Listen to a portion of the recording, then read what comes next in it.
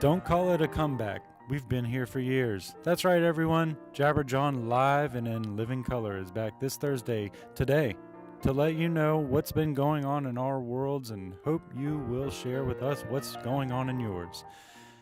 The writer's strike kept us off the air for a couple of weeks, but those disputes have been settled and we've agreed to try and stick closer to the script from now on. It's hard because if you've heard me read on air, you know it's sad, and also my memory is foggy at best, so me trying to repeat the brilliant lines our writers have created is really tough for me. Nathan, with his Shakespearean background in the classic theaters, is much better at the prolonged dialogues, and Steve, of course, with his experience on the great vaudeville stages, brings that real honesty that a written script just can't deliver. Be patient with us as we get our feet back under us, and if you see me struggling, just send in a message for what I should say.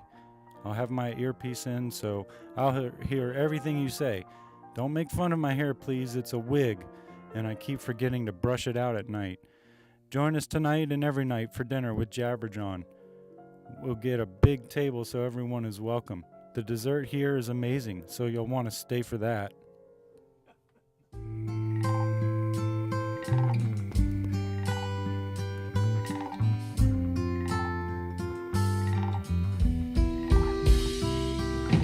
Three little frogs sitting on a log. One of them fell in. One frog said to the other frog, well, you better go get her. Two little frogs sitting on a log. One of them fell in. Last little frog, he sat and thought, good thing they can swim. Jabberjaw, Jabberjaw, Jabberjaw, Jabberjaw.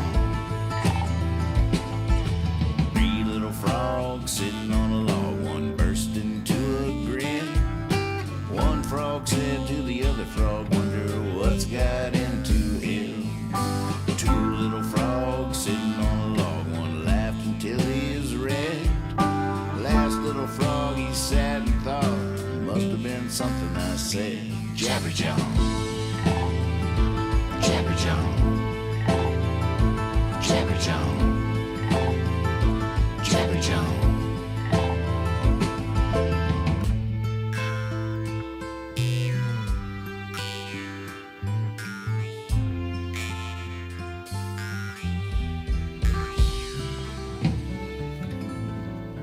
Make the meter move.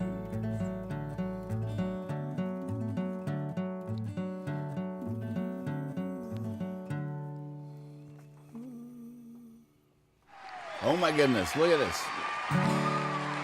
We're live. Hello, hello. Welcome to Jabberjaw. I'm Nathan Moore. I'm Kyle Hogg. I'm Steve Moore. It's so good to be with you, and I hope you're doing okay out there. We start with a arriving song and end with a leaving song. I don't know if arriving song really has a ring to it. No, it doesn't. Leaving song is indelible. A greeting song. Greeting song. Closer. It's better. A welcoming song. Welcoming song. Musical introduction. Musical there you introduction. Go. There you go. I'm good trying to with learn how to words. use a thumb pick lately. It's my new challenge. I like a challenge. It's funny, the key I've found so far is pretending it's not there. The more I think about it, the less I can use it.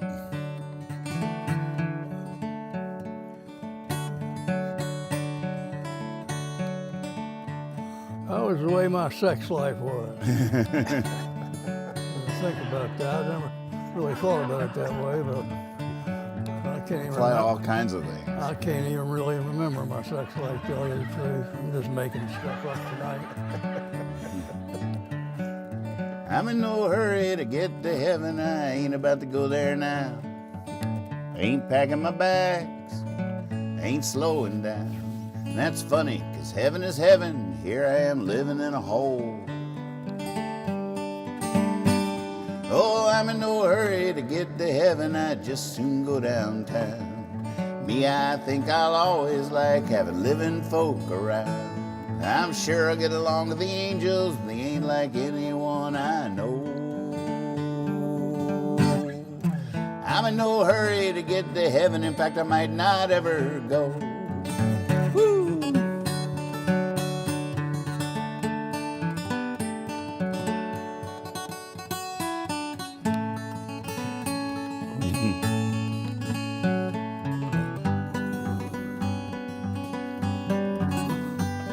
Oh, I'm in no hurry to get to heaven. That's the best place there ever was.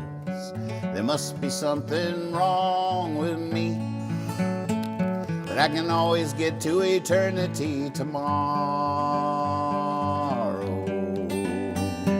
Oh, I'm in no hurry to get to heaven. Thanks, but no thanks. There's bluebirds in the window. There's lilies on the banks. If I had to choose, I'd even sit here in sorrow.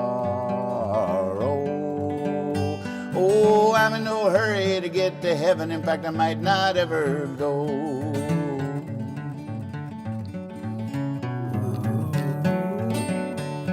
Oh, I'm in no hurry to get to heaven. I hope I'm not needed up there. I prefer to breathe the fresh country air. If I had to choose, I'd even breathe the city smoke. Oh, I'm in no hurry to get to heaven. Something troubling about a pearly gate. If you go tell St. Peter for me, he'll just have to wait. I'm hanging on here long as I can hold.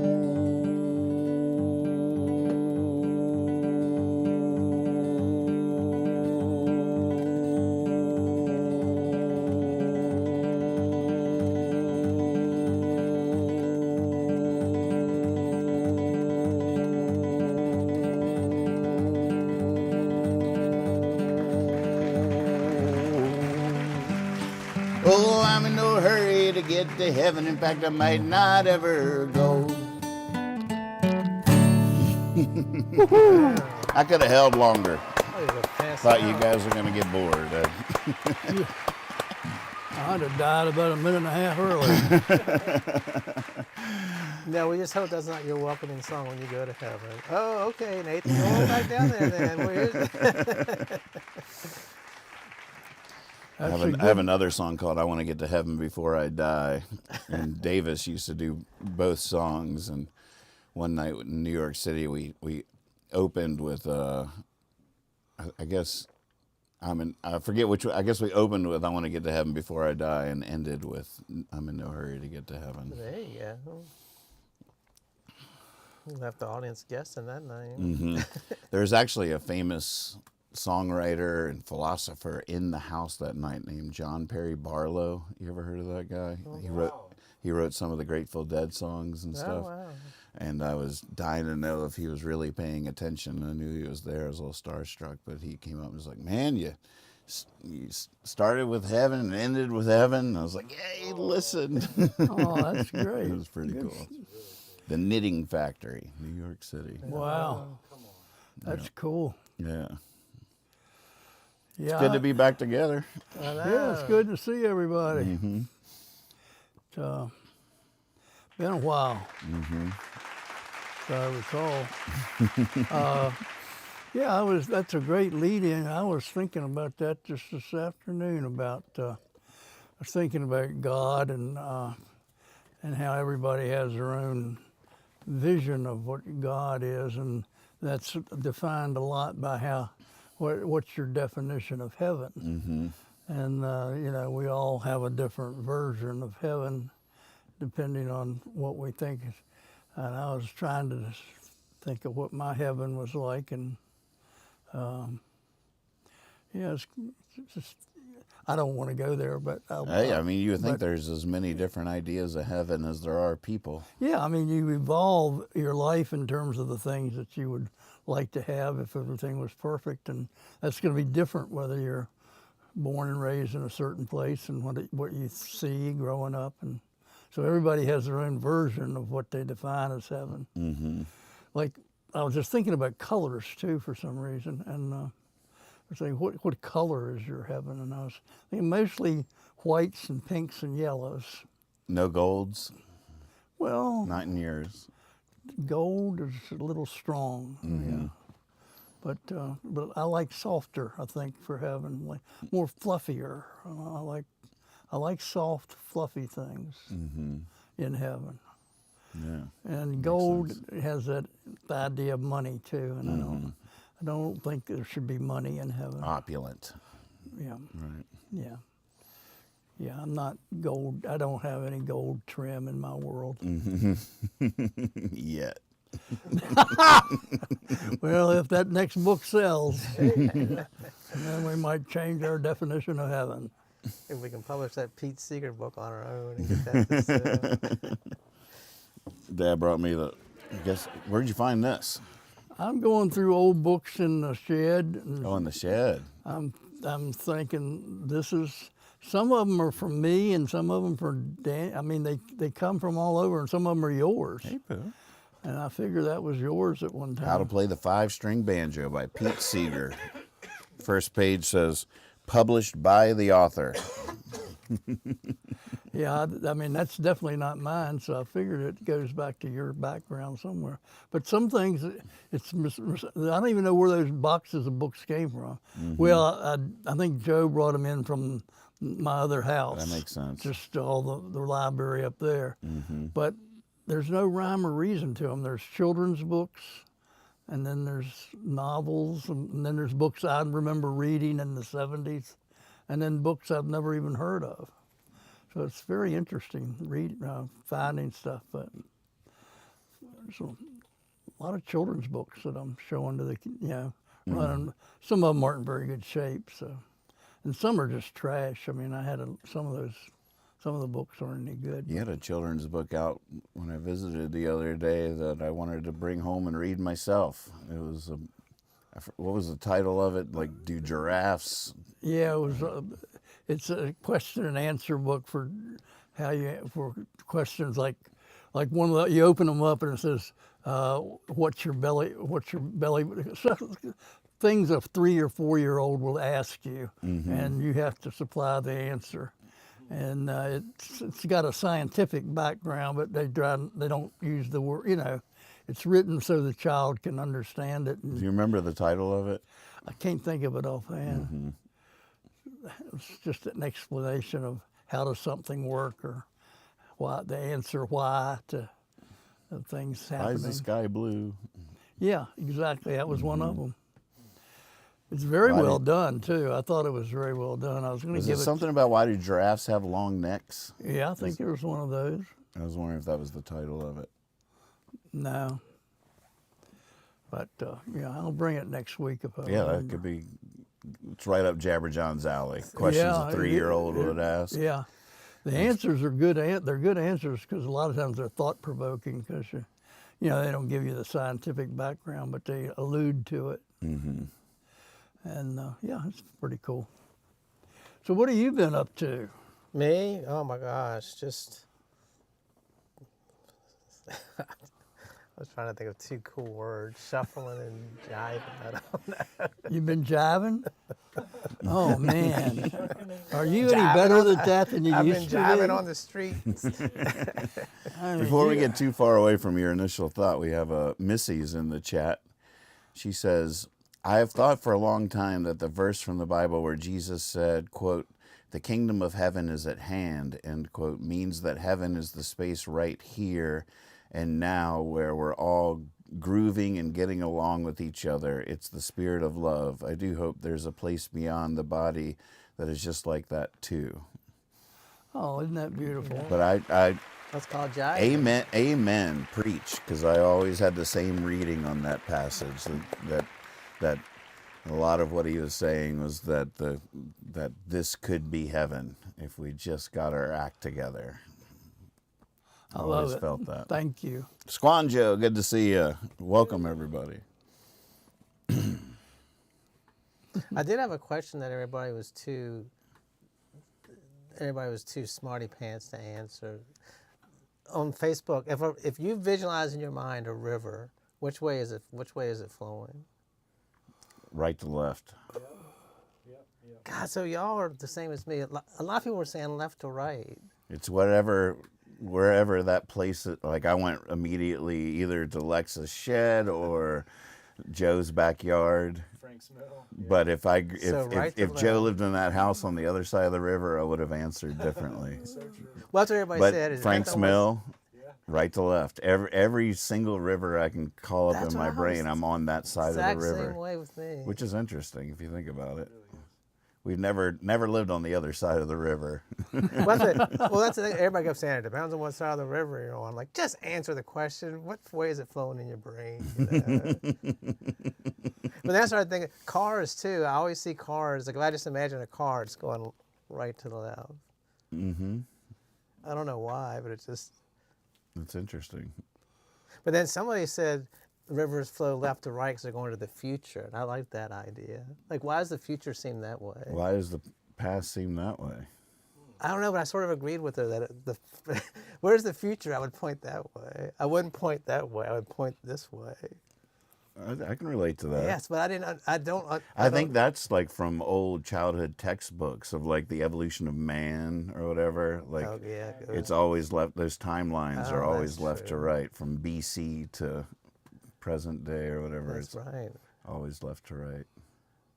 Books always go left to right. They always go left. At least ours do. You know. Yeah. That's what somebody said. It goes left to right, like how they would read a book. So left to right might be the way your brain thinks, unless you're right-brained, and then you go left to right and right to left.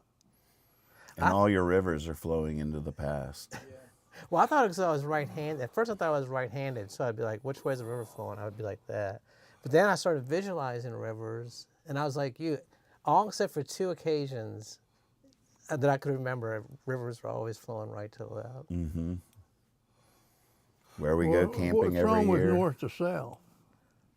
Well, because then if you visualize in your mind, you don't visualize. Do you visualize north and south? in Because your- that becomes a waterfall or a guy peeing. You have to imagine that you have to stand with your side to the river, and then you're there. But if you're looking at the river, then you got the other one. And I But was I never go to the river and then just face the same direction as it. What's behind me? I don't know. Sounds like running water. Hey, Funky Foot First, welcome to the show. I like that name, Funky Foot First. That's, yeah, an old, sounds like yours. that's an old James Brown song, isn't it? Oh, I don't know. No, I don't think it is. Get on the funky. I can't even say it. Get on the Funky Foot First. So what is it you're drinking there? Kyle brought this drink in, and none of us could open it. It's our new sponsor. It's our new sponsor, and it's a new innovation in lids. Yeah. And no one else could open it. I finally figured it out, but it was not intuitive by any measure. He used his thumb pick to finally get it open. Yep. How did it open? What is it? It's called Neutral, I guess. It's vodka seltzer with real juice. It sort of tastes crappy, but it's It pineapple. does? Can I try it? It was better when it was cold. What's man. it called? What's the name of it? Neutral, I guess. It's not crappy, but it's not the most It's exciting. not terrible. No. I didn't want to spit it out or anything. It does have a little bit of aftertaste that feels artificial or something.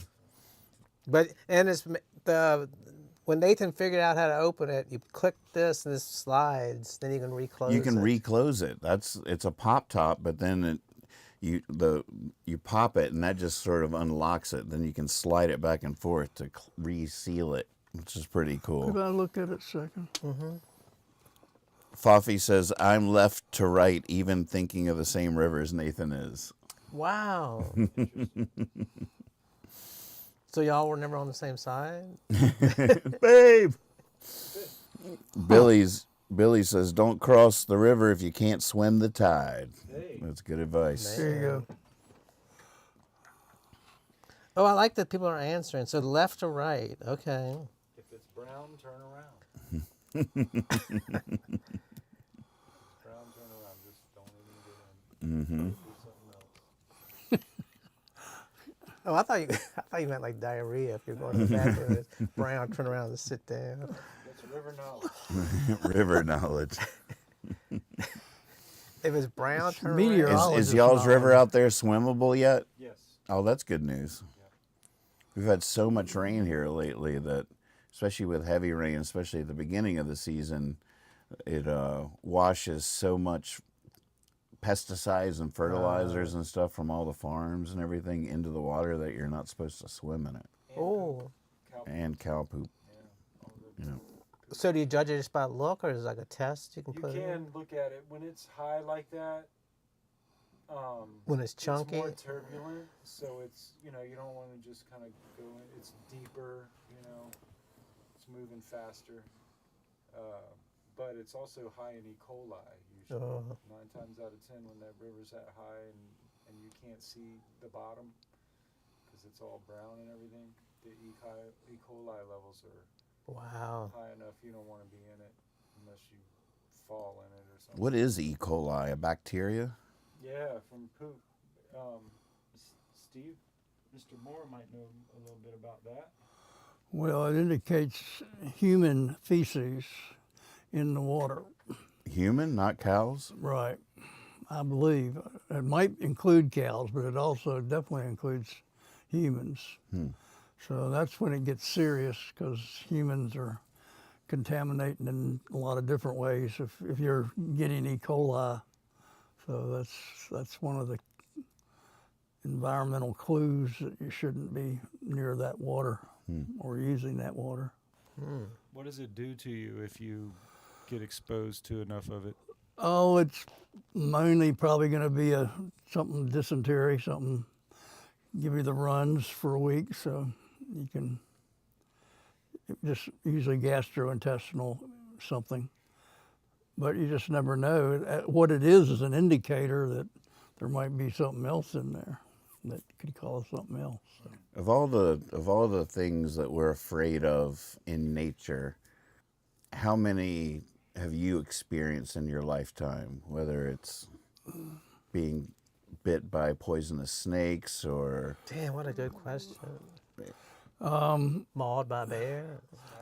snapping turtles or Well, you never know. Struck by I'm lightning. sure I've been around inches from a snapping turtle snapper, and he never has snapped me, but he could have. But yeah, that's as far as seeing poisonous snakes, I've had very few experiences with copperheads, even though I lived along the river and they like the riverbanks some. But I've seen a lot of water snakes that everybody thinks are poisonous that aren't. We have a cottonmouth, but it's only on the Dismal Swamp area. It doesn't get up into the mountains, so it's either a copperhead or a coral snake or a rattlesnake. And I've never seen a coral snake. I've seen copperheads but rattlesnakes. I've had many experiences out in the woods, but they always have rattled and warned me, and I've never seen a Virginia rattlesnake.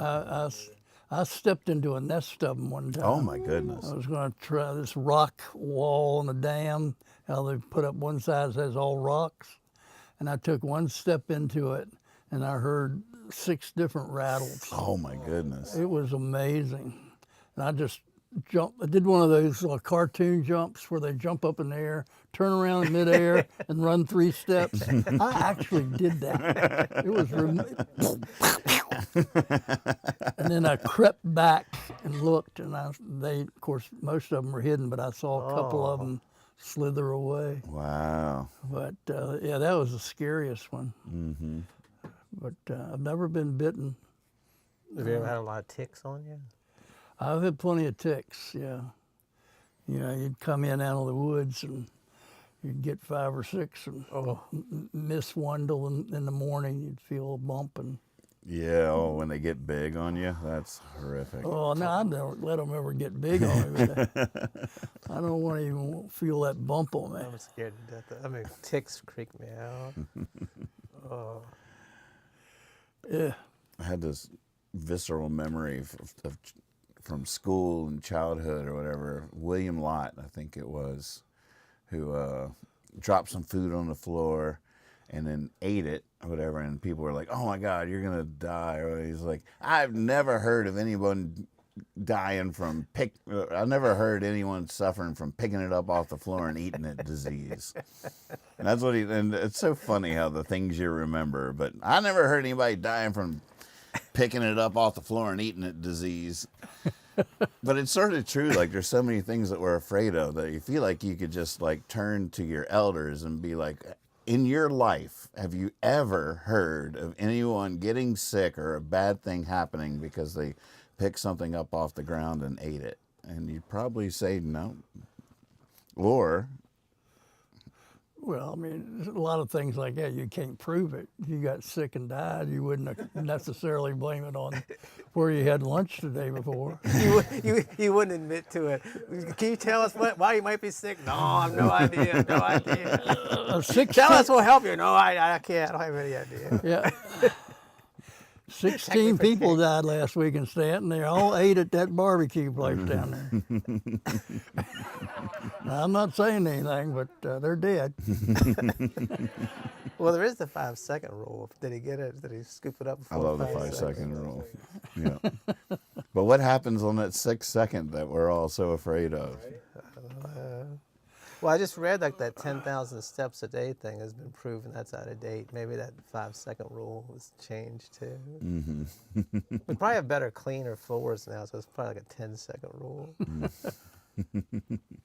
It's true. I eat so much food off the floor. I'll go to restaurants or something, like drop a French fry and I'll pick it up, and people I'm with like, don't eat it. I'm like, of course I'm not going to eat it off of a restaurant floor, you know. My home, I will. I'm just picking it up so nobody trips on it. My friends are so used to seeing me eat it. Like, no, don't eat it, don't eat it. They didn't trust you, did they? Don't even put it on your plate. Put it somewhere where you know not I'm to eat still that. I'm still that guy that will eat it, not on the restaurant floor, Right. but the one that people will be like, Nathan, no, not this time, because I am that guy typically. I think I just did that Saturday night at a party with a piece of pineapple. If it has like hair and stuff on it, I usually won't eat it. But if it's just dust, That's or the something. move.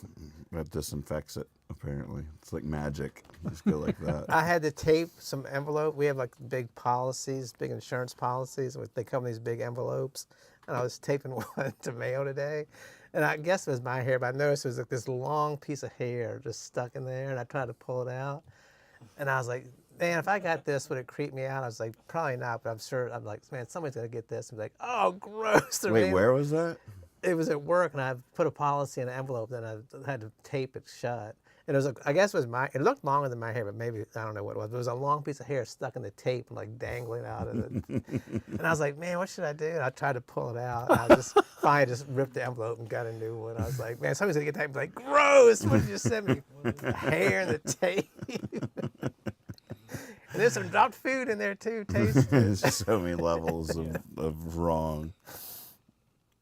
Oh, I'm intrigued by Nathan's question. They're like, how many of nature's scary things have you experienced? Has lightning ever struck near you? Like you knew lightning struck near you? Well, yeah, close enough to scare me. Yeah, the bright, Yeah, I've been scared by lightning, but I've never been hit by it. Right. Mm-hmm. You get sometimes you can smell it, right? It's so close by, you can feel it. You can feel it, but I've never really been injured. The most threatening thing for me personally is water, because I can't swim. Mm-hmm. And I've had some near misses with death with water. Man. But those, the key there is if the water's over your head, don't go in, and if you're drunk, don't even go near the river. Mm-hmm. Those are things. Sometimes it's hard to remember Right. when you're drunk. Yeah. Can I swim? I can't remember. I think I'm pretty sure I can swim. Oh, yeah, I can swim. I'm pretty sure I can walk on water is what I'm pretty sure I can do. Especially yeah. with these boots. I do have a flashback to the night where I threatened to walk, and I did walk across the pool underwater. Oh, Yeah. What? because you sink. I sink, and I literally jumped in the pool and walked, because it was a little pool in somebody's backyard. And I just held my breath and walked across. And That was the only time I would go into the Were you deep. s- did were, would you have died if you hadn't made it to the shallow end? If you I can't was- swim, like what's this not being able to swim thing? Well, I can flounder. Mm-hmm. I can flap for a while. I mean, I don't just sit there and accept death. Obviously, you're still with us. Lightning, strike me now. I quit. I'm sitting down, and this is it. I'm tired of all these. I didn't make it to the end. I lost. I'm going to sit down. No, I can get out of the water. Someone throw me a drink. I'm going down. Those were the days. Yep. Terrible. Donate money to the YMCA swim fund. I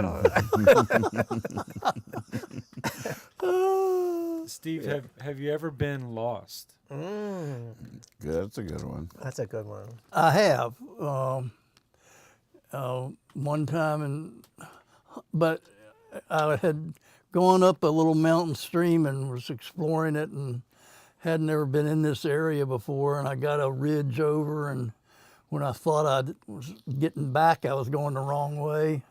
So I ended up about 4 miles up into the woods, and I wasn't, but I didn't know how to get out, but I knew I could follow the river eventually and get back to civilization. So I wasn't totally lost, but the bad part was I remember sitting down in the road because I finally found the road, and I realized I was 3 miles the wrong way, and I didn't know if I could make it back, and I just sat down on the road and started crying. Oh, I was a man. Then I got up and walked home.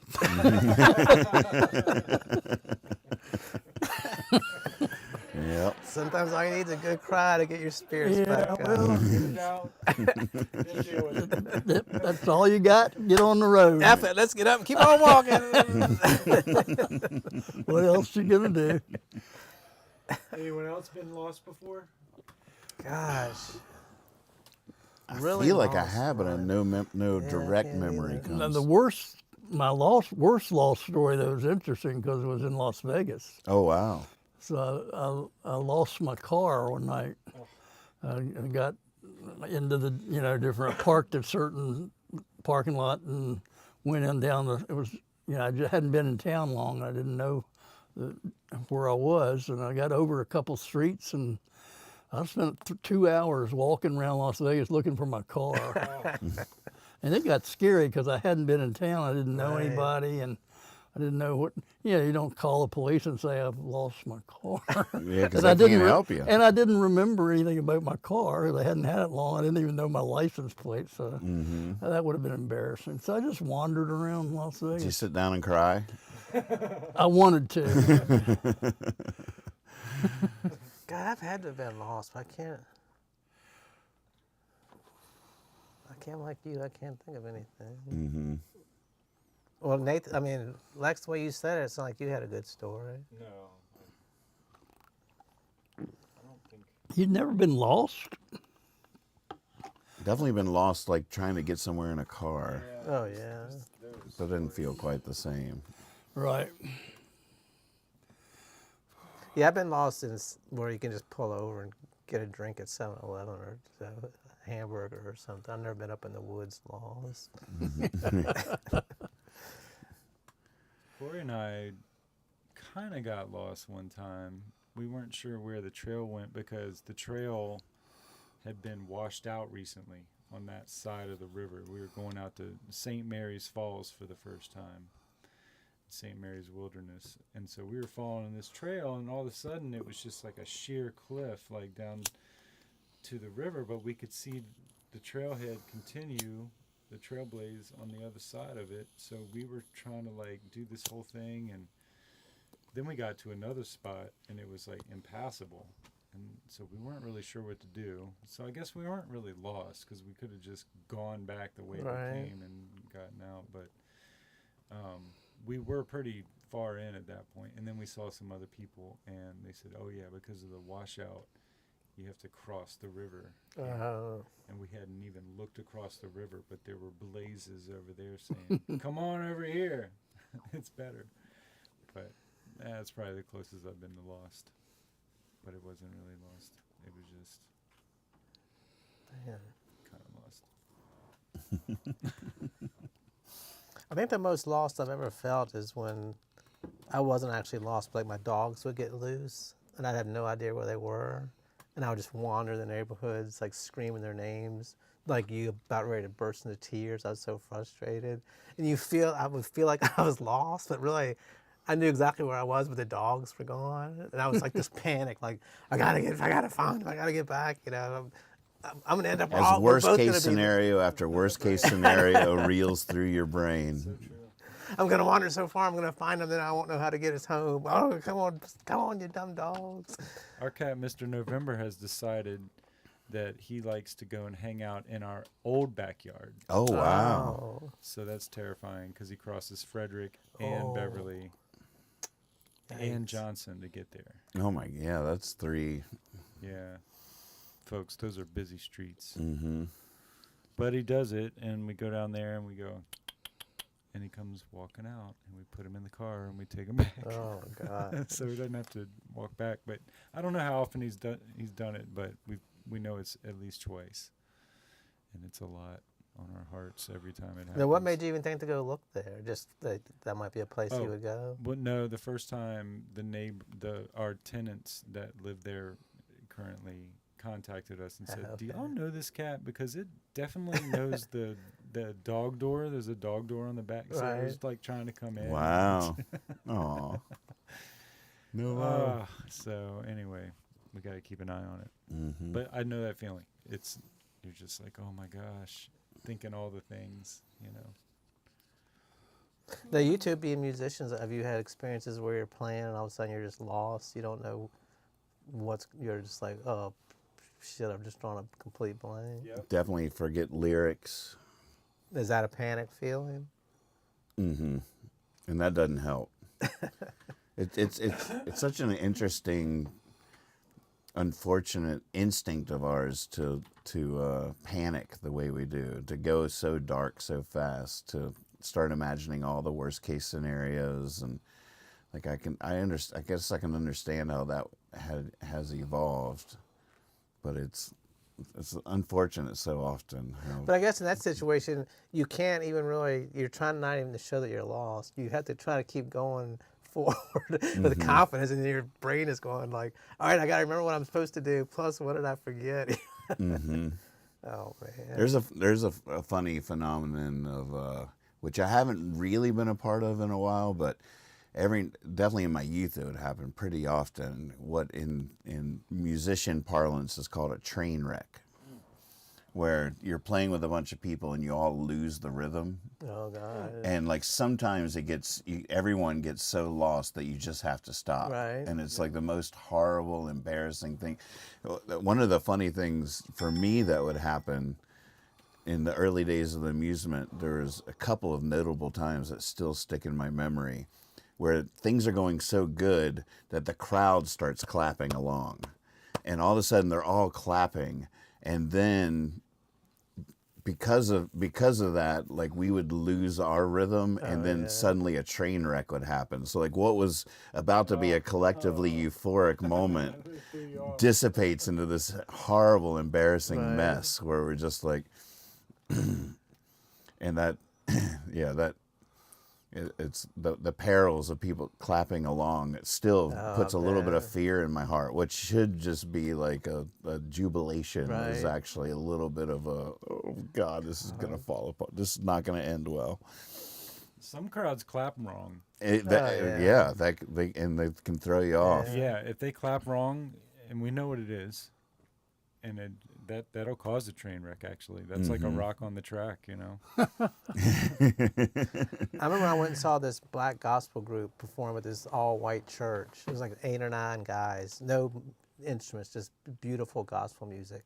And these white people could not keep a beat. It was just, it was like seals. I was like, God, how are these guys supposed to keep track of what they're doing when you're all? It sounded like this, you know, like there were so many different claps and stuff. And you're just like, please, everybody, just stop, just rejoice inside. You're ruining it for these guys.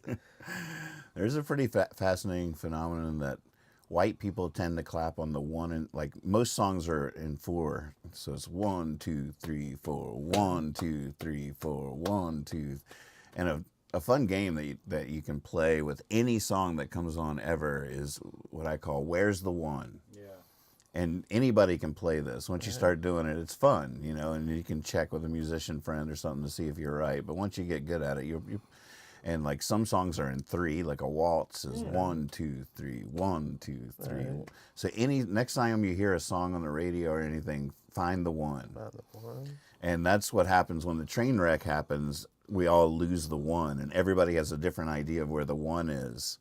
So then it falls apart. Like Do you go 1, 2, 3, 4 every time, or 1, 2, 3 sometimes? I mean, it depends on if it's in 3 or 4.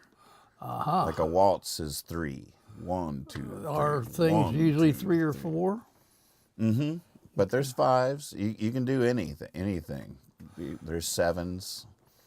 There's 7s. Oh yeah. 1, 2, 3, 4, 5, 6, 7. 1, 2, 3, 4, 5, 6, 7. 1, 2, 3. But one of the interesting things culturally is that white people tend to clap on the 1 and 3. Jerks. Whereas everybody else in the world claps on the 2 and 4. Oh, wow. Wow. So it's like, so if you got 1, 2, 3, 4, everybody else in the world is like 1, 2, 3, 4, 1, 2, 3, 4. You get a bunch of white people together, they're like 1, 2, 3, 4, They 1, 2. It has no swing, it has no soul. It's just they're just in a panicked mess, and they found that one, so they're just like it's like a It's like a train wreck. It's like a train wreck. It's a mess. They did mine. I was doing 1, 7, and 11. Isn't that interesting? And I wasn't keeping up with anybody. It's sort of genius level stuff. Well, it's just a different way of listening to music. Right. Well, if that ever happens to any of y'all, remember, put the funky foot first. That'll get you back on track. That's right.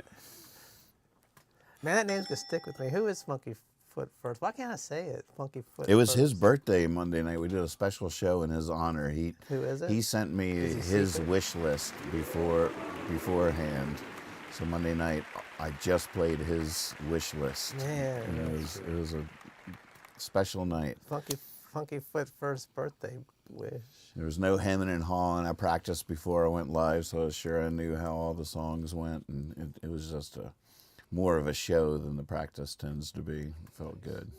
So who is this gentleman? His name is Abe and lives in New Mexico. And used to. You knew him back then? Well, he used to come to all the amusement shows back in the day. He was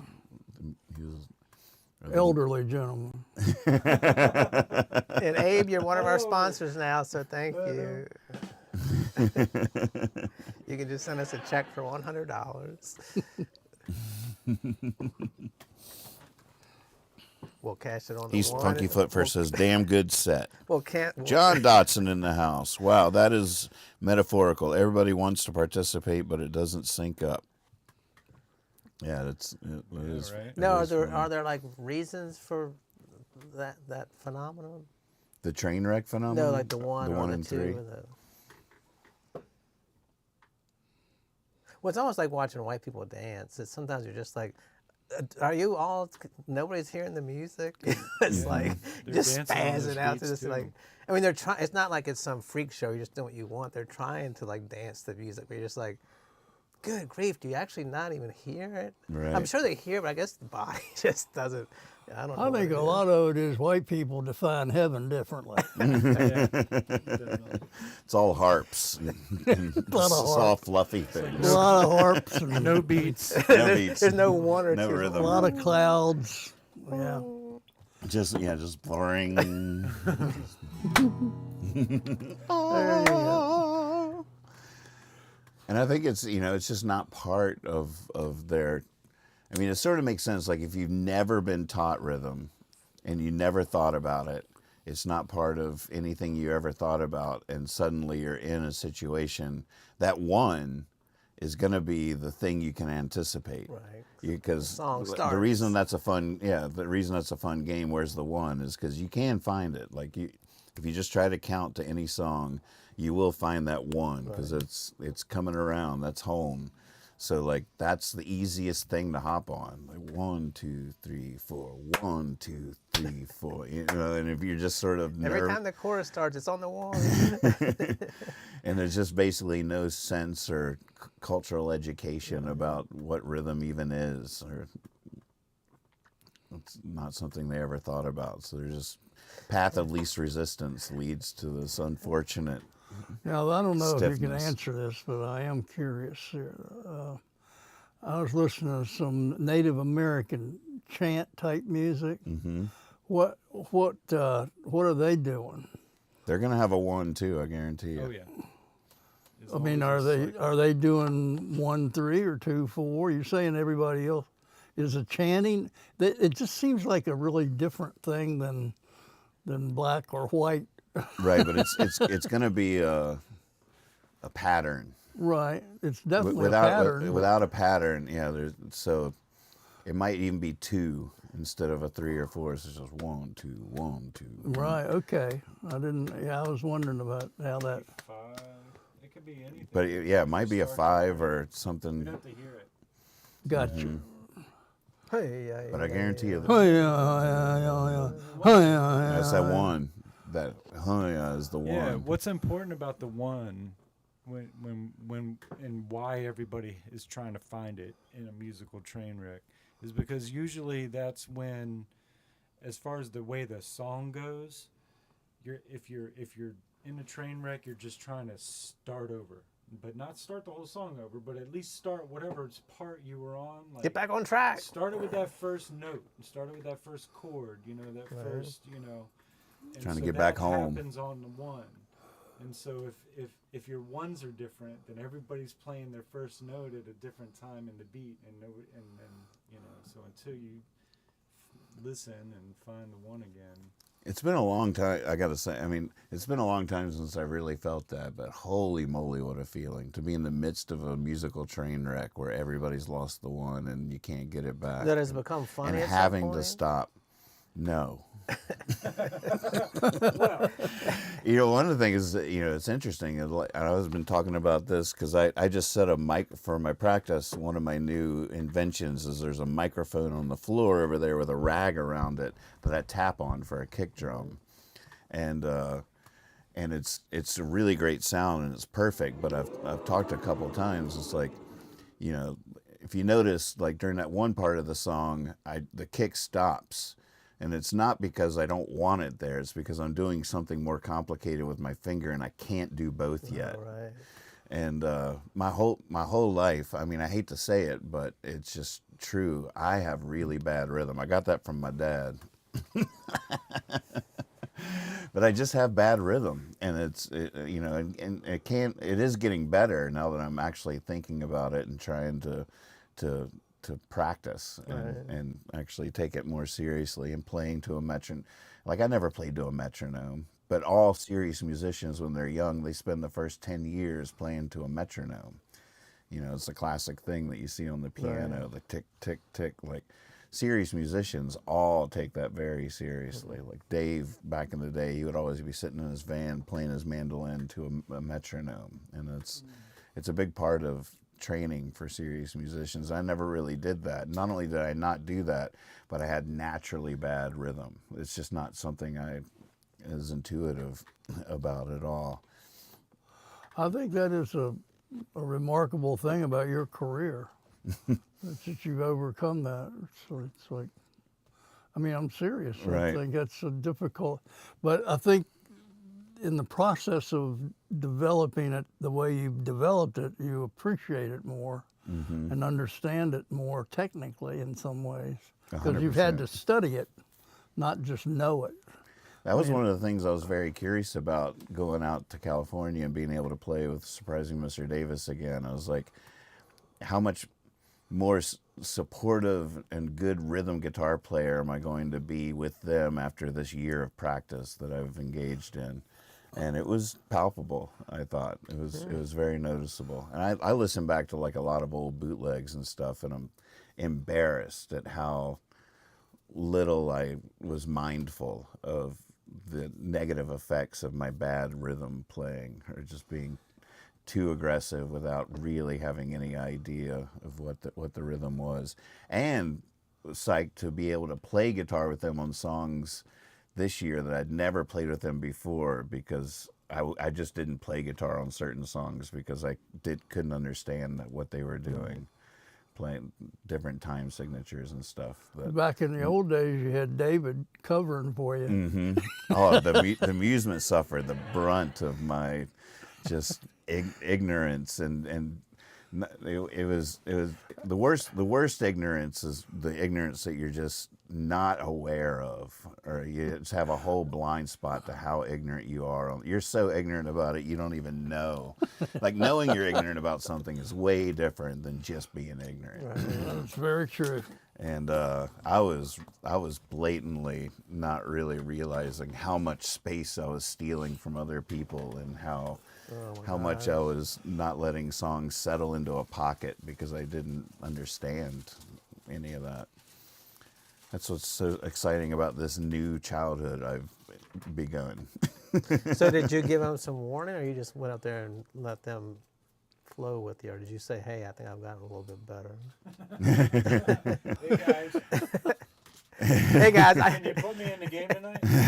hey guys, I can play the guitar now. I know last time we were together, I struck out every time at the plate, but I swear, put me in. Just let me take one crack at this ball. I can feel it. I'm Let not me lost play anymore. center field. I got rid of all the ticks. Well, it's been a fascinating journey that you've done, and you couldn't have had that journey if it came easy, if it came natural. Mm-hmm. So, Yeah, who would that guy be? Yeah. What would those songs be?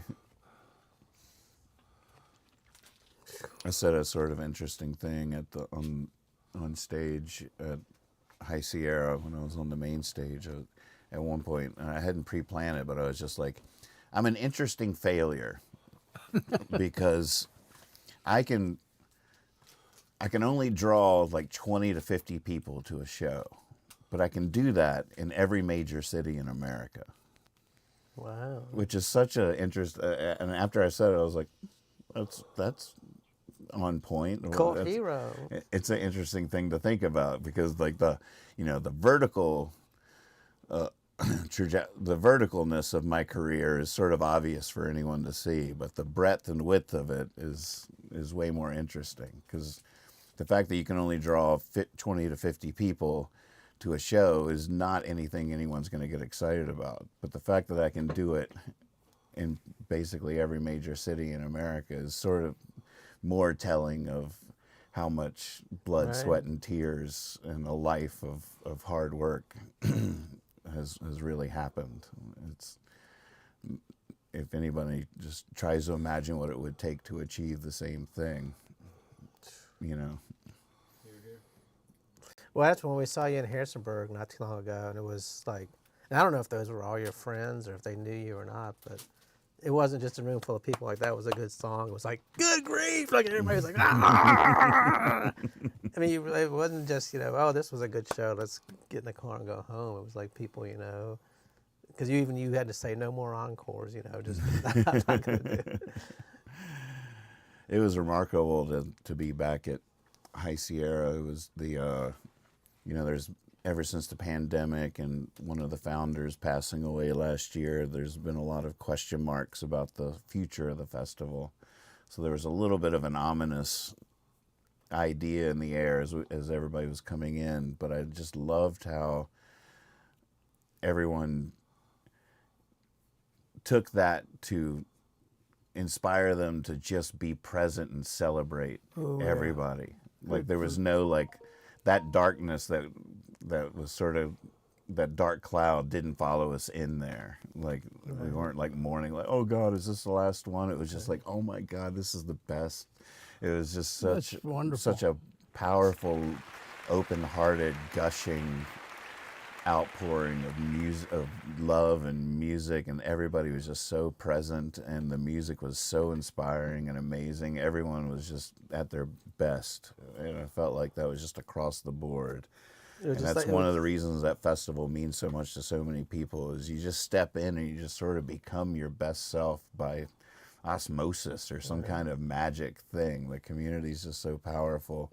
The history is there, and the musicians are just, they've always had really good taste in what they're trying to achieve as a festival musically. And you can just see the camaraderie and the electricity bouncing between every. It really, one thing I've thought a lot about, but I never said, the power of the festival. And I remember this like from back in your touring days. Like, it's one thing to be playing club to club and playing for people and inspiring them, and that's really beautiful. But there's also a whole nother level, musician to musician, to inspire each other. When you see like one drummer checking another drummer out and being like, oh, and their drumming becomes changed by hearing this drummer, and they become a better drummer because and that musicians being able to challenge each other and inspire each other and hear each other and lift each other and all that kind of stuff like that. That's one thing that's so beautiful about the festival, because there's something to inspire another musician is just a whole nother level of almost immortality or whatever. Your playing affects their playing, and they write a song because of your song that wouldn't exist. Like there's this other energy that happens where festivals bring all those musicians, because back when you were touring, it's month after month, night after night, but you're not really playing to other musicians.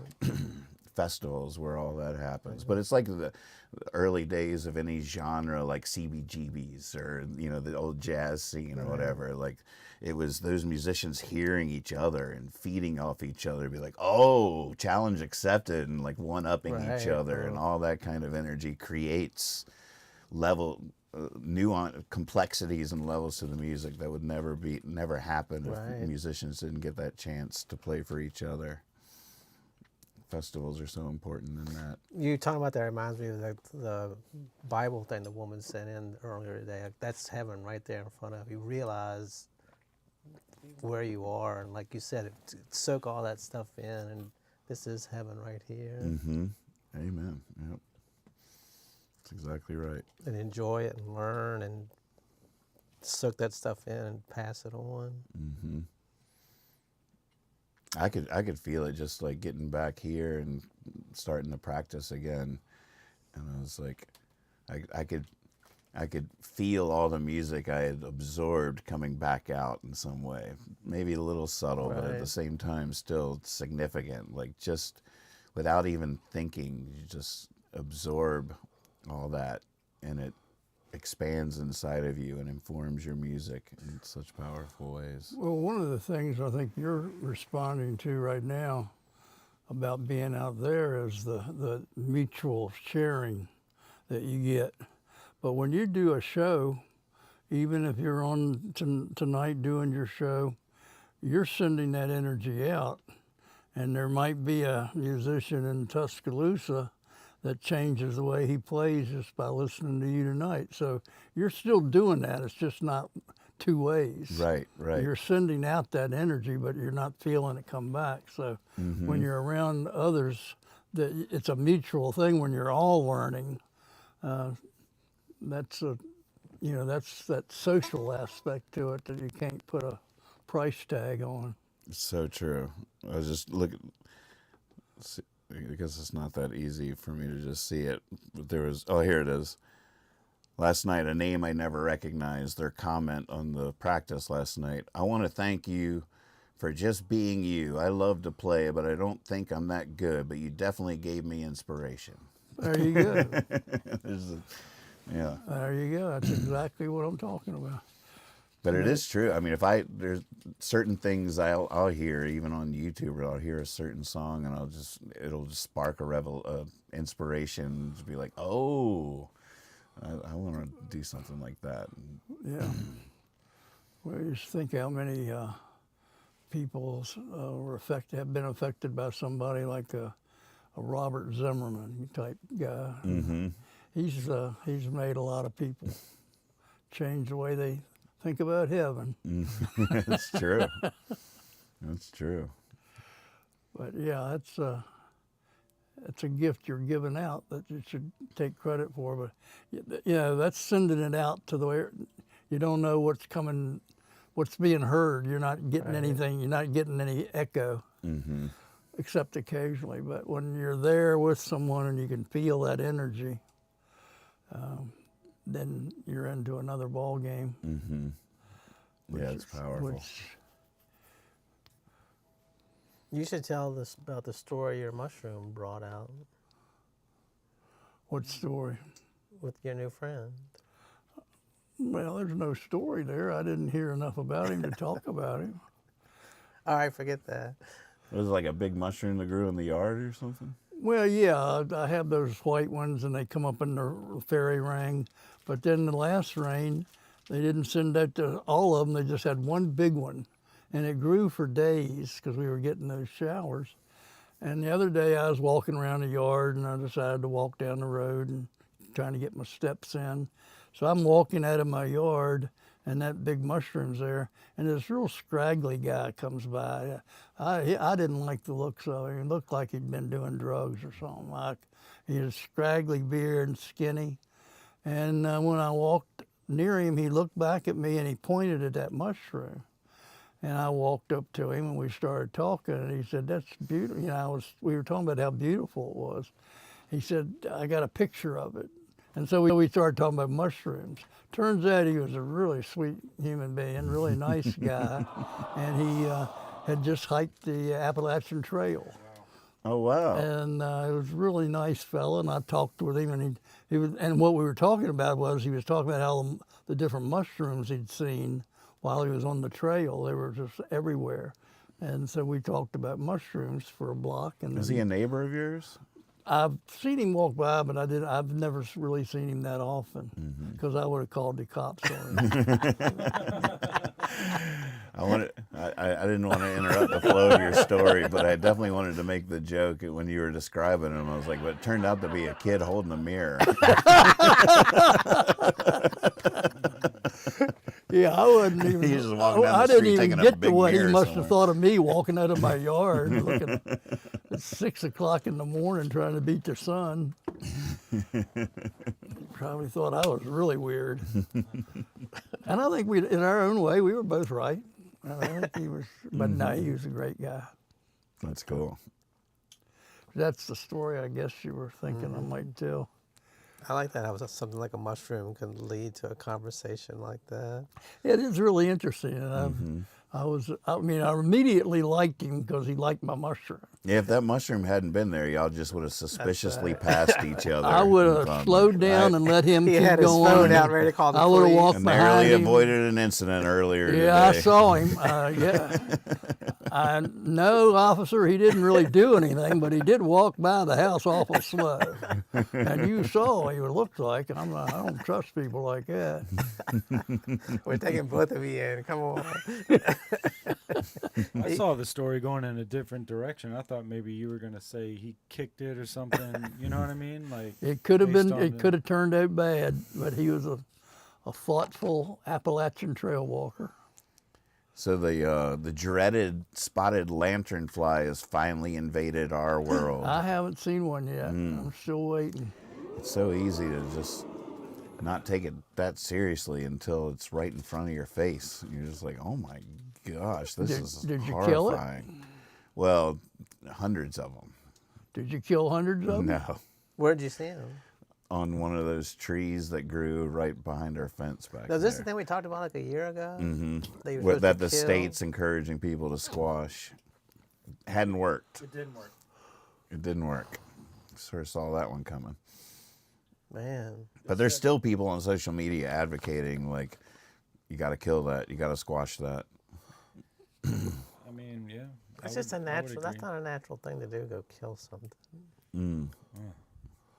Well, Isn't it interesting how just a sidetrack for a second, and I hope this comes out right, but it's like, you say it's not a natural instinct to kill something like that, which is, I think is true and is so beautiful, but I'm so amazed that children don't do more horrific things.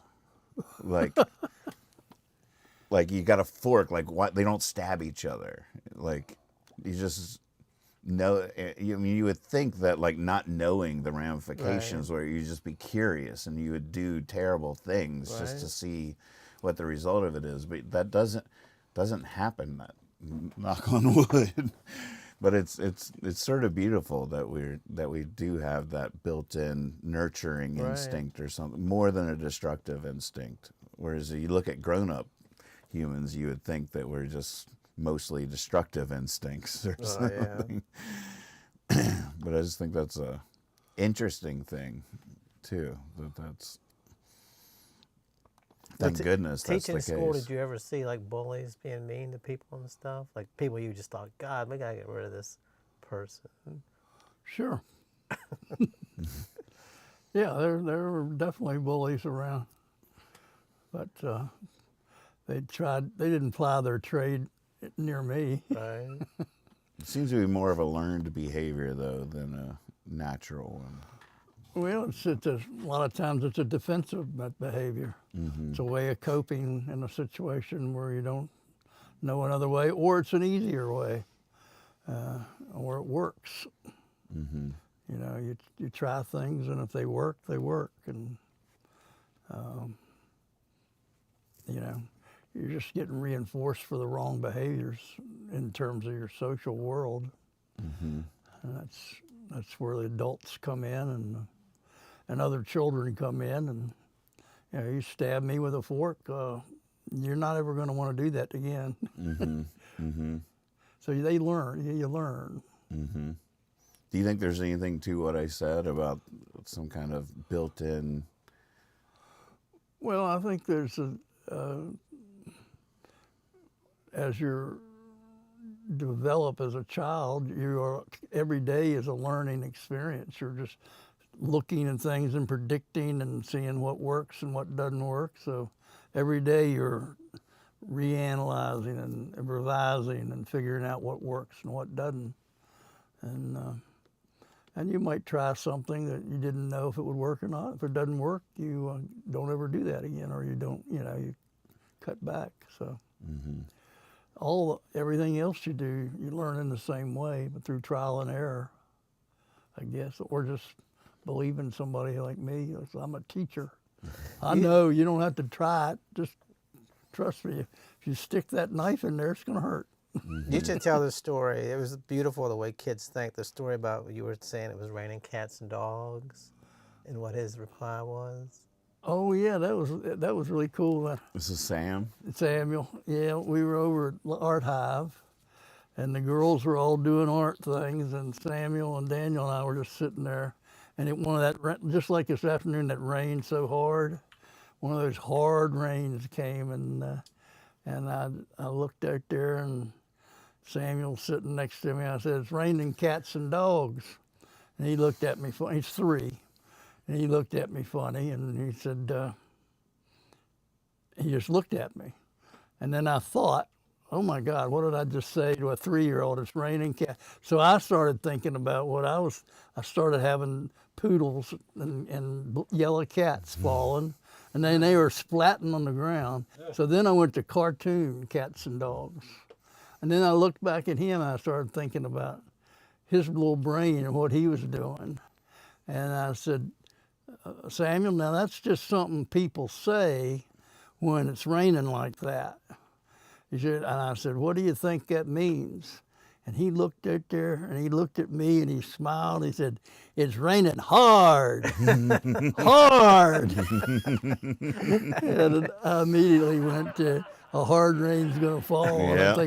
And I said, in my journal, I said, the next thing I thought about was the 3-year-old mind of Bob Dylan. Right. Yeah, here. That was that little story. Yeah. I wrote that up the other day. Yeah, That's all true. That's incredible though, how they can take what you said and still apply it to what Yeah, they he see. figured it out. That was what was cool. Yeah. Mm-hmm. He figured it out, that the metaphor of cats and dogs. Yeah. I wonder what the origin of that phrase That's a great is. question. I wonder. There's all kinds of stuff like that. What was the one I was doing yesterday? Some of them fit to be tied, stuff like that. I mean, we say it all the time, and then you look at somebody 3 years old and fit to be tied. It's all Shakespeare. you go to the origin, the book funny. of phrase origins. Yeah, Shakespeare. I've never understood Shakespeare. I saw one. It's quoted- pretty amazing, though, just before we move on from that, if you see a list of isms that come from Shakespeare, it's such a long list of bet. things every single one of us has heard a million times. Right. So here It's true. He's using his Shakespearean knowledge again to tell us this stuff. I just heard one yesterday. I have heard it before, but they were saying, "Where does like get a load of this guy come from?" Get a load of this. Like everybody knows what it Get a means. load of that guy. That's a good one. Yeah. Hey, you guys, get a load of this. I know. It's like, where does that come from? I'm not It sure I came need a from right whole there. load. I mean, just a sample would probably suit. Half loads all out. Yeah. There was something on YouTube. It was a picture of a cat making a face. It said, "I just met a person with the exact same personality as me. I find them very annoying." That cracked me up. Like, how many times have I done that? Like, God, that person's annoying. I'll be driving home. I was like, God, they acted just like I do. He had to have a comment for everything everybody else said. He was like, God, just shut up here and leave everybody alone. Get a load of that guy. All right, here's some famous sayings that come from Shakespeare. Okay. Break the ice. Wow. What is it? Break the ice. To start break the ice talking? with somebody. Okay. Break the ice of Shakespeare, huh? Mm-hmm. Yep. From The Taming of the Shrew. Wow. Wild Goose Chase. Dag. In a Pickle. The World's My Oyster. Excuse me, let me go back to the pickle. Okay, yeah, please. Have we ever asked you to talked about this? And I was in junior English in high school. They were reading things like these little sayings like you're talking about. And I don't know if it was Shakespeare or not, but one of the little sayings was, "Hunger is the best pickle." Ah. And I had never heard that. And I remember reading that and not being able to figure that out. I couldn't understand what they meant. I've heard hunger is the best condiment. That's Hunger. Well, this was in an English book, Mm-hmm. and it was one of those sayings, and it said, "Hunger is the best pickle," but they didn't explain what they meant. And I Right. didn't It's I was very afraid. I confusing. remember being afraid to ask anybody because I figured everybody else knew, and I was the Right. only one that didn't know that hunger is the best pickle. Do you know what it means? It's the best thing to add to a meal. It'll make anything taste Yeah. good no matter what. Like, because people will throw a pickle on something. Yeah. As that sweetness a lot of people like. That's I think those are acceptable. I give you full credit, but what would you say? they nailed it. Hunger is the best pickle. Well, what I read was that the pickle, that they were thinking of the pickle as an appetizer, which is similar to what you're saying. In other words, hunger is the best pickle. So an appetizer makes you hungry, but if you're if you're already hungry, you don't need a pickle. Right. So hunger is the best pickle. That's great. Isn't that interesting? Yeah. But I never did understand that. It was, what did you hear? Hunger is what? Best condiment, So which basically is a the little same, different. yeah. It's not. It's more what y'all are saying. Less the appetizer. exactly. Yeah, a little different. Mm-hmm. But I never thought of the pickle as an appetizer. Right. for instance. Exactly. I thought I it more- immediately I was thought more- of the pickle like on the hamburger. He's on the on hamburger. the He's not sandwich. before the hamburger. Right. But what does in a But then in pickle hors mean? d'oeuvres, you have those little those little. Yeah, a lot of gherkins. meals come with that pickle on the side. Yeah. I mean, I know what being in a pickle means, but how does That's a pickle good. tie into it? This won't explain it, Yeah. but in a difficult situation, from The Tempest. Oh, well, how did the tempest make a dangerous pickle? Yeah, well, That's the question. we could deep dive if we wanted to. Next one is wear my heart on my sleeve. That's a nice one. I like that one. That is a good one. I use that a lot. Yeah. Too much of a good thing. It's Greek to me. Yeah, I use that one a lot. with Daniel. It's all here for Shakespeare. He doesn't get the credit he deserves. Daniel has always been Greek to me. Seen better days. Yeah, well, there's a beginning of the list goes on and on, but it's so interesting how many. I got isms. a really bad grade at Blue Ridge Community College because we had to write an English class. We had to do something, and I made some. Not a proposal. I made some kind of thing about if Shakespeare was around today, he'd be totally unappreciated. He'd be writing some stupid sitcom. And the teacher, I mean, she red marked all over my thing. You can't say that. Oh, really? Wait, when was this? Like 85 or something. But I was like, nowadays, who would appreciate Shakespeare? Mm-hmm.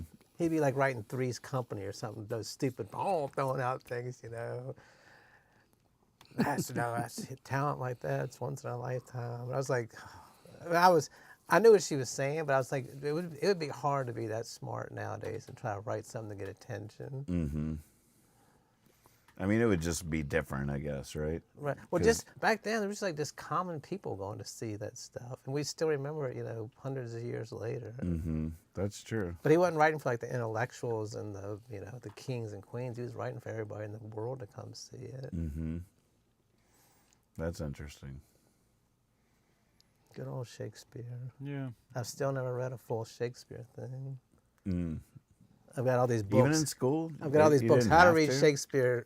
How to read Shakespeare. In Shakespeare's, London or wherever he lived. I've got all these books. Peripheral. That's one of my things. I've figured one day I'm going to sit down and read an actual Shakespeare. Mm-hmm. I've tried and you just get into like, oh my God, what's he trying to say? You know, it does take some time. You can't just, it's not like a story you just fly through. Oh, that was good. You sort of got to be helped. Yeah. To a certain extent. Yeah. I always feel like There's a good book out. I helped write it back in the 80s. It was I can't remember the exact title, but it was how to make people think you know Shakespeare when you don't. I just tell people I'm going to pickle and they know what's going on. Yeah. You can use the word pickle a lot. That's what I found. Now, do you believe? Are you one of those believers that Shakespeare wrote everything, or who did they say? One Milton of or the OG something? conspiracy theories. Yeah. He didn't write all that. He did a lot of writing if he did. Mm-hmm. I mean, that's a lot of stuff. How old did he live to be? Do you know? 412. I heard. He's still writing sitcoms now. He's on automatic. It is crazy how much people accomplished back then when you consider the average lifespan of the people back then. It's like they all lived to be around 30 or whatever, but meanwhile, like Da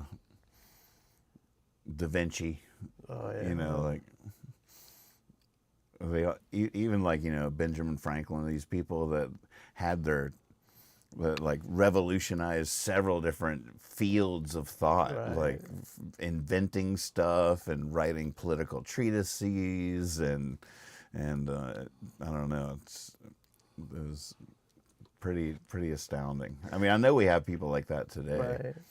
Well, I've read some stuff about just how much they didn't have spare time, but they had so much time that they could really think. Like I read somewhere like Dickens he would walk to the post office to mail something. Like nowadays you want to mail something, you just, a secretary or just a helper or somebody would just, I got it. But he would like walk and it was like a 40-minute walk. And he said, oh my God, that's when I think, that's when the story plots come, that's when the dialogues come. People don't really, if you have 40 minutes now, you're on your phone doing something or, turn the TV on. That's a great point. For thousands and thousands of years, it took a really long time to do everything. Yeah. Like no matter what it was, it's going to take you way longer than it does today. Right. And in that time, you had time to think about stuff, and even just going to the post office was a whole thing. Yeah. There's no quick way of doing this. for thousands and thousands of years. I mean, it is pretty astonishing because we all feel like time's speeding up, but in so many ways it is. Oh yeah. Like just that fact that the post office is a little car ride Right, away, yeah. or but from horses to cars to, but then like from, for thousands of years there was no telephone, there was no way to, if you lived in another state from someone else, like Right. communicating with them was a whole. Yes, I don't know if you ever read like a letter collection of like famous people or good authors or musicians writing to other people. It's so fascinating. They had their whole conversations, and they would have to wait for the mail to come before they could reply, or they couldn't wait long enough. They'd jam another letter out. I can't wait for your reply, Right. Nowadays, like all that stuff's just gone. Like, does anybody save their texts and emails? I guess some people do, but just the creativity and stuff that went into those letters and stuff back then. I know, and long-winded, just like it's impressive. Yeah. Well, that don't mean it's any good. It doesn't.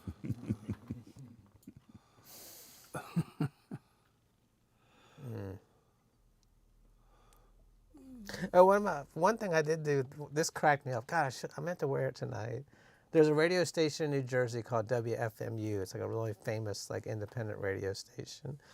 And every year they have a fundraiser. And if you donate some money, you can get a CD or a T-shirt or whatever. And God, now I'm drawing a blank. But there's two DJs that I really like. And of course, I can't think of their names. But and you can't really see the T-shirts. They just tell you what the T-shirt says. So the T-shirt was this guy, what are their DJ? Whatever the two DJs are, and it says the slogan is like, we hope you get the help we need. So the thing came, the T-shirt came, and I opened it. It's their face, it's like their bodies, like a caricature drawing of them from like the chest up on each side of the T-shirt, and then in the middle it's blank. And they drew, I'm sure they do it for everybody, but they drew a picture. They don't know what I look like, but they drew this picture of me and wrote Kyle underneath it. So the T-shirt is like those two and me, and it says, "We hope you get the help we need." Wow, I thought, man, that is so cool. So every order they got, they did that for everybody? I don't know but there's a space in there so they could put another thing in there. Wow. I was like, man, that is so funny just to be able to get it. They said they sold another one, could draw it. It was just drawn with a magic marker, It's like funny. How do they know what you look like? Well, it doesn't look like. Well, it's just like a round head with some Like glasses. that? But it had glass. They knew you had glasses. Did you tell them that? Yeah, I wonder if they look it up or something and try to make it. Oh my God! I was like, man, I love creativity like that. Shakespeare probably did that. He probably picked a guy out of the audience. Come on up here. We got some parts for you to say. Wear your heart on your sleeve when you come up here. I feel like I'm in a pickle being pulled up here. Ooh, Fafi added some more Shakespeareisms. All that glitters is not gold. Wow. Back to heaven. All the world's a stage. Heart of gold.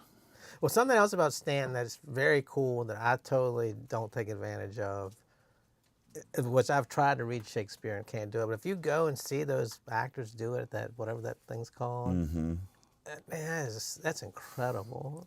They do a good job of bringing you along for the ride. And it's if you can hear For those that don't know, Stanton, here where we are, has what's called the Blackfriars Theater, which was a exact replication of one of the theaters that Shakespeare performed his plays in back in the day. So they modeled it it's like a replica of one of his theaters right here in Stanton, Virginia, where they put on Shakespeare plays every day, pretty much, right? But just to see it acted and the movements and to read it and the tone of voice it's supposed to be read in, it makes it so much easier to understand and everything. Instead of me just flat out reading, heaven on earth, I'm in a pickle. I'm like, what is all this stuff talking about? We did it, folks. That was fun. And we're back. We didn't get lost. It's good to be Yeah, back. that's remarkable that all three of We us, didn't all get lost. four of us, No train wrecks. That's no right. train wreck. We all knew where the one was. We're gonna try to clap to this when you play it. Yeah, please. Well, you couldn't sit, y'all just, I guess you can't in the middle of the show, but it's like stop. You have to stop and start over together, or is that what you There's did? been a few times that was the only path forward. It has to just fall completely apart and start over. Load up the van, folks. We're out of here. Or Goodbye. at least count back into the middle of the song. And it's like, okay, from the solo. 1, 2, 3, 4, bam.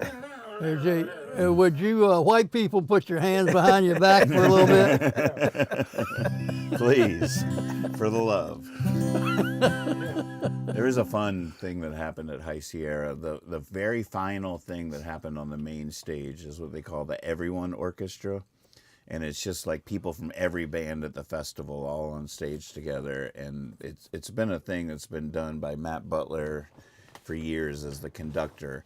And so the conductor is just, this year, Matt was sick actually, so our buddy Zach filled in for him as the conductor. But the conductor can do whatever he wants with this, like 50 different people from all the different bands.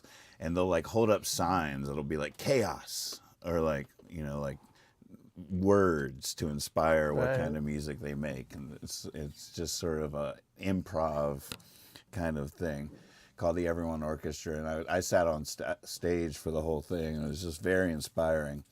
And so then when it was over, I come down off the main stage, and I see Dave Margulies, who's the curator and guy doing the festival, and I walked up to him, and I was like, I just want to tell you, that was awesome. But I had a vision while I was watching that. Someday, the Morchestra is going to happen. Oh. And it's just going to be everybody from all the different bands, me conducting, and us all playing my songs. Oh. I was a little full of it, but the Morchestra is something I've done for years, because during the hippie fiasco, we started the Morchestra, where we encouraged the audience to bring instruments to the shows and accompany me from their seats. So the Morchestra already existed, but I never really thought about it like in a festival setting, the Morchestra being whoever wants to be in my Right, band from all right. the other bands. Oh, wow. So I told him that. I was like, someday the Morchestra is going to happen. And then I walked right from that conversation over, and my buddy Reed was sitting at the table, and his manager was beside him, like on the phone, sort of frantic. And I was like, what's going on? He's like, man, the people that were about to play with Reed just bailed. Something about a flight or something, like they couldn't do it suddenly. So Reed, who was going to be doing the final set of the festival on one of the side stages, was suddenly on his own and didn't have anybody to play with him. And we were about to go play at some campsite. Me and the Davis guys were going to go play some music at one of the campsites. And I was like, Reed, do you want us to come up there and play with you? And he was like, yes, please. So we grabbed a few musicians. There was like a flugelhorn player. It was like, come on. We brought some people, and we ended the festival doing Nathan Moore's songs with a hodgepodge of musicians. And at the end, Dave Margulies walks up on stage and looks at me and is like, Nathan, just like you called it in the huddle. It was just such a little magic thing. Wow. And so the very final song that was done on an official stage of High Sierra 2025 was Rolling Home. That's how the whole thing ended. And it's a pretty magic version. I'll share it with you. I got a video Have you of got it. a copy of it? Really? Yeah. I'd like to hear that or see that. I can't believe all I've seen is over. I can't believe how beautiful it's been so far. So far. I rode the road, New York to San Francisco. Took 10 years to make it to the Shenandoah. Quite a few cars. Quite a few cars. Now I'm driving to the radio, dancing with the rabbits on this stretch of country road. Rolling home,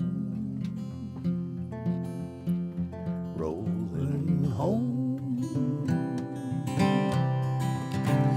Now I can't wait to hear whether Joe won or lost in Luray. Oh, I'd be there, but there's a party just down the way. Tonight I feel like playing. Tonight I feel like playing. Oh, and Daniel's gonna be there, that's such a good feeling. I bet Dad's laughter is gonna shake the ceiling. See what I'm saying? See what I'm saying? I'm driving to the radio, dancing with the rabbits on this stretch of country road. Rolling home, rolling home. Where's your kazoo?